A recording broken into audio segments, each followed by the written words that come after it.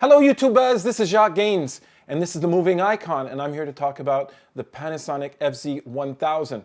First I talked about my first impressions. Today I'm going to tell you about my second impressions after using it for a little while.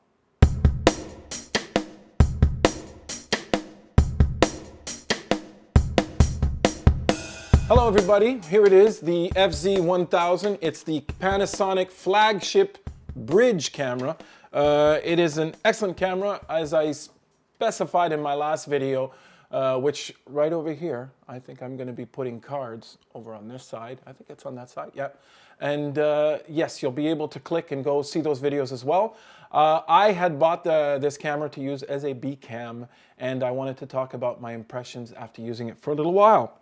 So here we go. First of all, I just like to say my first impressions on it and using it so far is that it's an excellent camera. I've used it for a lot of things, mostly as a B cam while I use my 6D, Canon EOS 6D as my primary camera.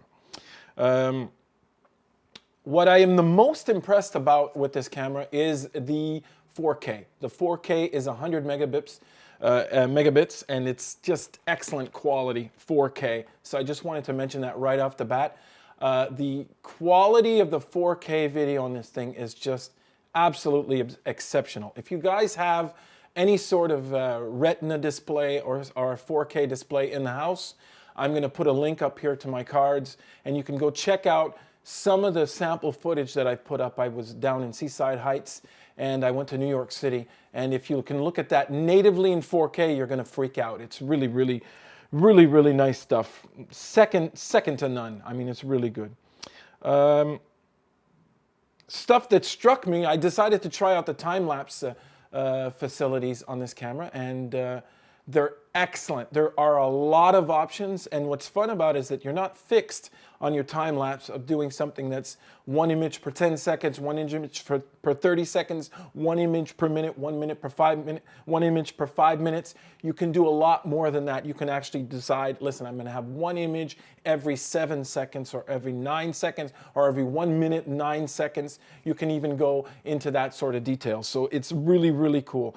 Another thing that's cool about the time-lapse options is that at the end of your time-lapse, when you press stop, it gives you all these options to make this into a movie, which basically brings me to the conclusion that this is a real time-lapse where a photo is taken each shot, and then after that, you can decide your options. What's really nice as well are that the options are plentiful. You can make it into different formats. I'm going to post the types of formats you can use, but you can render your time lapse to many formats.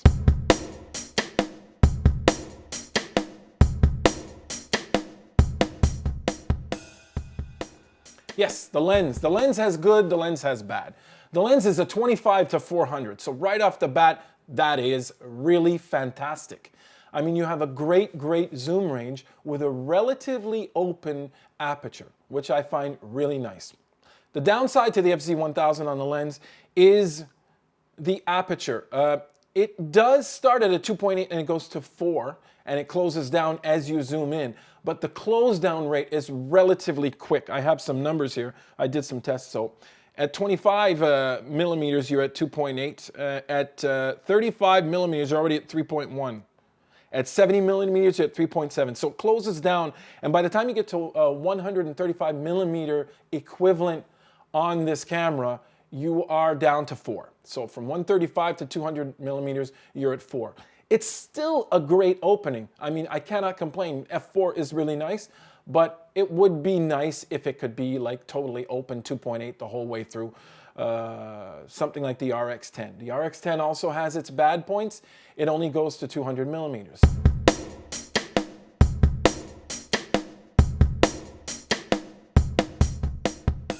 The testing I've done with the Wi-Fi interface is relatively limited, but I have to tell you that I'm truly impressed. And this comes from a guy who's worked with the Canon Wi-Fi interface and the Sony Wi-Fi interface. So far, the Panasonic is second to none. It works, It's bugless. The connection stays. It's always there. You can play back your images. The delay is what delay is. It's the nature of the beast. It's Wi-Fi, but it's there and you can use it. On the other two camera systems I have had or have, I just don't use them because they just don't work good enough for me and they're not bugless. So while I'm working on some sort of shoot, I cannot use them. On the Panasonic, the interface is excellent. There is just, I don't know who they contracted to do their app, but it is an excellent app that works really well, interfaces with the camera, and it's really, really, really good. Oh, another thing I wanted to mention, the QR code system to connect to your camera is fantastic as well. It works really well.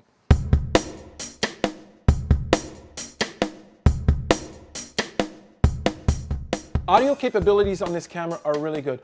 Onboard and outboard. The onboard mic is excellent. I've used it and I find the quality of the sound really, really good. The onboard limiter as well doesn't kick in too gravely. It doesn't panic like some systems do. Like sometimes the limiter comes in and just smashes the signal, which is not great. The line-in jack is excellent. There's a lot of options in the menu system. You can change, you can have it automatic, or you can take the onboard limiter off, and you can also decide the levels that you want to use. So it's really, really good for that. So I definitely think it's an excellent system, and anything involving audio with the FZ1000 is surprisingly very, very good.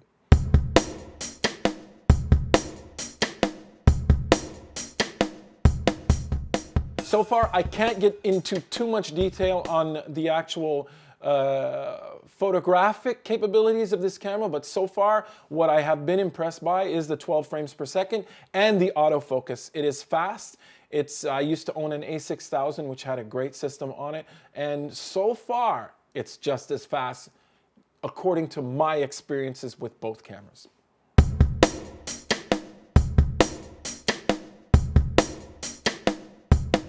Another thing that's impressed me a lot is the focus peaking system and any sort of focus assist system on this camera. It is very good.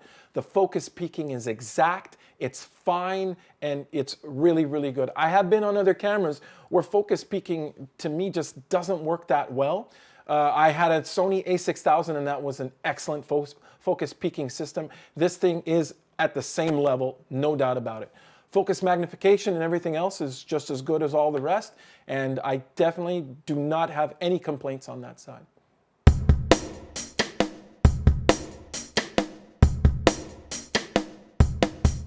Another thing I wanted to mention on the FZ1000 is the fact that when you come up with your settings and you have all your settings set, if ever you say to yourself, well, I'm not going to use the camera for a little while because the battery life isn't that long, and you shut it down, when you reboot it up, well, you have to reset everything, and especially zoom.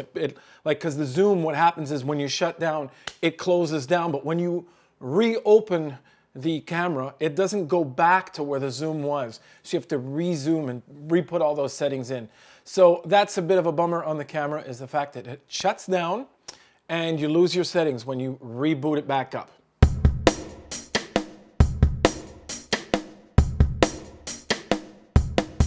Video quality across the board is excellent. Very, very, very good. Now bear in mind, I have not touched the Cine D or Cine V settings, so I don't know what's going on there. But the only thing is that in general, when it comes to Panasonic's video look, I just have a bit of a hard time with it. It's very, very, very sharp.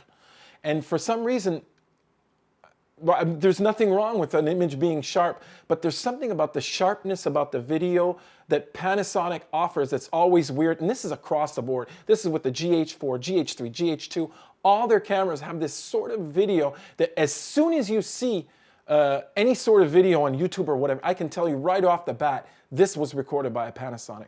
So it's not necessarily to my liking. I do like other cameras' video look a lot better. And again, I'll cite the A6000. I really like the video look of the A6000. So I'd say that video quality on the Panasonic is excellent. It's bar none, just as good as everyone else. It's just a question of taste, my personal taste on what the video looks like. I prefer the A6000 and my 6D. Another little point on video I wanted to mention was the availability of certain codecs and certain frame rates in different things. So for example, with this camera you get 24p only in AVC HD. So that's something I'd like to mention. Also, you get the 4K only in MP4. Now that, I think the 4K you have to go in MP4. I'm not sure if AVC HD even offers that option, but definitely just wanted to mention that, is that AVC HD gives you 24p here, but you don't have the 24p option in MP4.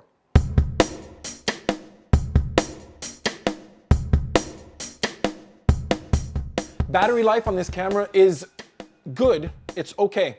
It's okay for the type of battery it offers. I've seen other batteries last a lot longer, but it's not something I can complain about that much. There is a great AC adapter option.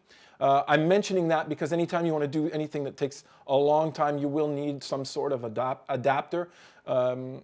If you want to do time lapse and stuff like that, you'll need the AC adapter. I'll leave a link down in the explanation to tell you where to go to get a really, really inexpensive option that's super great and works very, very well. It's worked well for me so far. Last but not least, I wanted to mention a couple of other little bonuses about this camera, is that I love all the function buttons. There's customizable function buttons all over the place, and I think that's really, really cool. And once you get your workflow nailed down, you can start actually deciding which function button does what, and it's a lot of fun. So I think they've offered a lot of stuff on this camera.